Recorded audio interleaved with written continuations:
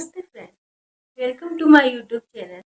821 साल बाद जाकर नालंदा यूनिवर्सिटी भारत में वापस आ चुका है। के समय में दुनिया का सबसे वैल्यूएबल यूनिवर्सिटी ऑक्सफोर्ड यूनिवर्सिटी करीब 900 साल पुराना है। नालंदा यूनिवर्सिटी 1400 साल पुराना है। जब नालंदा जल रही थी, जब सारी किताबें राख में बदल रही थी, तब जो धुआं था वो कई दिनों तक आसमान में जाते हुए देखा गया था।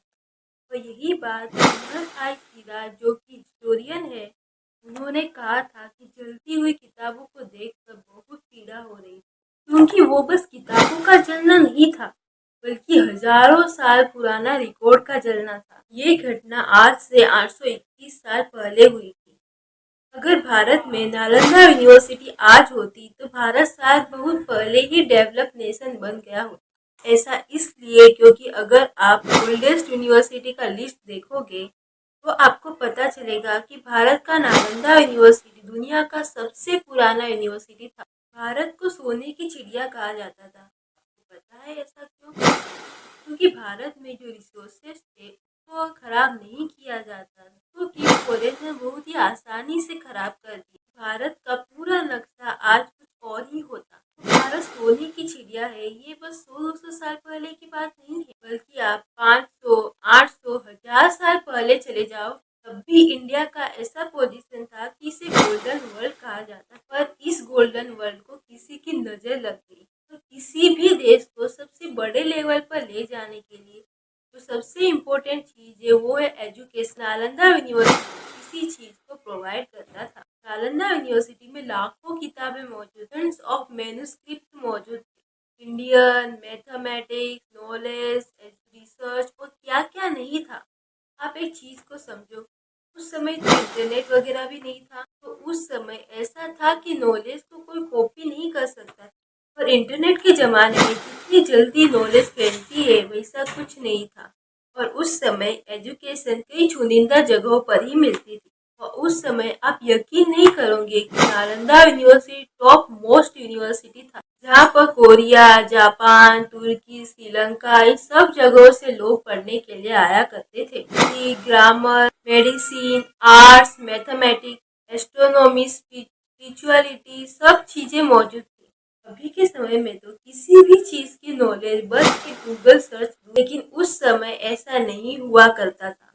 उस समय भारत की ताकत को देख के बहुत सारे देश जलते, खूब सारे स्ट्रेटेजीज बनाते थे कि भारत को कैसे तोड़ा जाए, और वो सब स्ट्रेटेजीज को एग्जीक्यूट करने भी लगे। और अनफॉर्चुनेटली स्ट्रेटेजीज काम करने लगी। सबसे पहली आग नालंदा में 1524 साल पहले लगी थी। तब मीराकुला रूलर ने नॉर्थ इंडिया में अपना साम्राज्य बढ़ाने के लिए नालंदा पे अटैक किया था। उसके बाद दूसरा अटैक आज से करीब 1424 साल पहले हुआ था, यानी पहले अटैक से जस्ट 100 साल बाद, जब किंग ऑफ बैंकॉक सासंका ने नालंदा यूनिवर्सिटी पे अटैक किया था। इसके बाद नालंदा यूनिवर्सिटी 500 सालों तक बिल्कुल शांति से रहा। दूसरे अटैक से 500 साल बाद, यानी 831 साल पहले तीसरा अटैक हुआ नालंदा यूनिवर्सिटी पे, जो कि सबसे डेमोन्स्ट्रेटिव था। और इस अटैक को किया था बख्तियार खिलजी ने, जो कि एक तुर्किश रूलर था। यानी लिटरली भारत के बाहर के इन्वेस्टर्स ये काम करने में कामयाब हो गए। और इस घटना के बाद नालंदा का फिजिकल एग्जिस्टेंस मिट गया। और इस घटना ने भारत को शायद कई साल पीछे ढकेल दिया। इस एक घटना में, जिसे कहते हैं क्वांटम मैकेनिज्म फ्यूचर टाइमलाइन, क्या क्या हो सकता है, उसके कॉन्टेक्स्ट में भारत एक सक्सेसफुल राह पे जा रहा था। इस घटना ने भारत का भविष्य ही बदल डाला। सारी किताबें राख में बदल गई। नालंदा के बिल्डिंग में करीब 9 मिलियन किताबें थी, यानी कि 90 लाख किताब। जब बिल्डिंग्स में आग लगाया गया, तब रिपोर्टेडली वहां के लोगों के हिसाब से महीनों तक आग जलती रही। और सिर्फ किताबें ही नहीं, जब ये अटैक किया गया तो वहाँ पे जो स्कॉलर्स मौजूद थे, जो पढ़ने के लिए वहाँ पे आए थे, उनमें से कई स्कॉलर्स को मार दिया गया, जो कि सिर्फ पढ़ने के लिए वहाँ पे मौजूद थे। और इस घटना ने पूरे नालंदा यूनिवर्सिटी के रेपुटेशन को बर्बाद कर, रेपुटेशन आज तक वापस नहीं आ पाया। ये जस्ट एक अटैक नहीं था, बल्कि एक डिलिबरेटली अटेम्प्ट भारत के सॉफ्ट पावर को डिस्ट्रॉय करने का। साल 2006 में जाकर डॉक्टर एपीजे अब्दुल कलाम ने कहा था, let's revive the Nalanda university, इसे वापस लाते, और इसके बाद से ही ये काम शुरू हुआ। और साल 2010 में नालंदा यूनिवर्सिटी एक्ट पास हुआ कि राज्यसभा में 21 अगस्त 2010 को पास हुआ, लोकसभा में 26 अगस्त 2010 को पास हुआ। 21 सितंबर 2010 को प्रेसिडेंशियल साइन मिला, लीगल वर्क बन गया, जिससे कि हमारी पुरानी लीगेसी रिवाइव हो पाई। और फाइनली 14 साल बाद 30 जून 2024 को नालंदा यूनिवर्सिटी को फिर से इनॉग्रेट किया गया। लॉन्च में प्राइम मिनिस्टर नरेंद्र मोदी जी मौजूद थे और सारे मिनिस्टर्स के साथ साथ 17 पार्टनर कंट्रीज के एम्बेसडर्स भी मौजूद। नालंदा यूनिवर्सिटी का नया कैंपस 455 एकड़ में फैला हुआ है। इसमें सारे आधुनिक टेक्नोलॉजी मौजूद है, जैसे कि rain water harvesting, solar power, solar parks और चीजें, जिसे देखकर लगता है यहाँ पे एजुकेशन का पीक यूज किया गया, क्योंकि ये सब अभी इनॉग्रेट हुआ है, तो अभी इसमें मैनेजमेंट की रिक्वायरमेंट है। तो कोशिश यही की जा रही है कि जो इंडियन लीगेसी थी वो रिवाइव हो सके।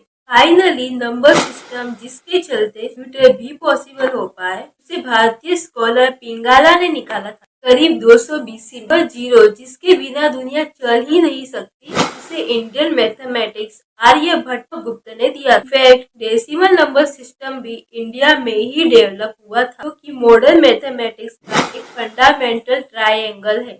और साथ ही योगा, आयुर्वेदा, चेस, होटल, इन सब की शुरुआत भी इंडिया में ही हुई थी। और अगर नालंदा यूनिवर्सिटी डिस्ट्रॉय नहीं होता तो शायद आज हम और आप अलग ही लेवल पे होते।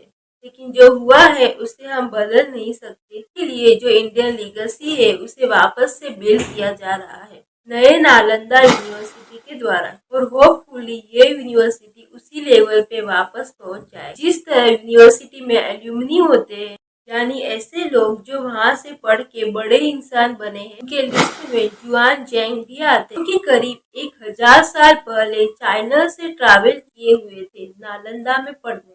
उनके नाम पे नालंदा में एक डेडिकेटेड मेमोरियल भी मौजूद है। सोचो कि इतने बड़े लोग भी नालंदा से एजुकेटेड हुए, यानी कि अगर आप चाइना को बहुत आगे की कंट्री के रूप में देखते हो तो ये कभी मत भूलना, एक समय चाइना के लोग नालंदा यूनिवर्सिटी में पढ़ने आते थे। और सिर्फ चाइना ही नहीं, बल्कि नालंदा के नॉलेज से कई देशों ने अपने आप को अपलिफ्ट किया था। और सिर्फ चाइना ही नहीं, बल्कि इंडोनेशिया, जो अभी के समय बहुत श्रेष्ठ देश माने जाते हैं, वहाँ के भी बड़े बड़े पाथ रूलर भारत के नालंदा में शिक्षा ग्रहण करने आए थे।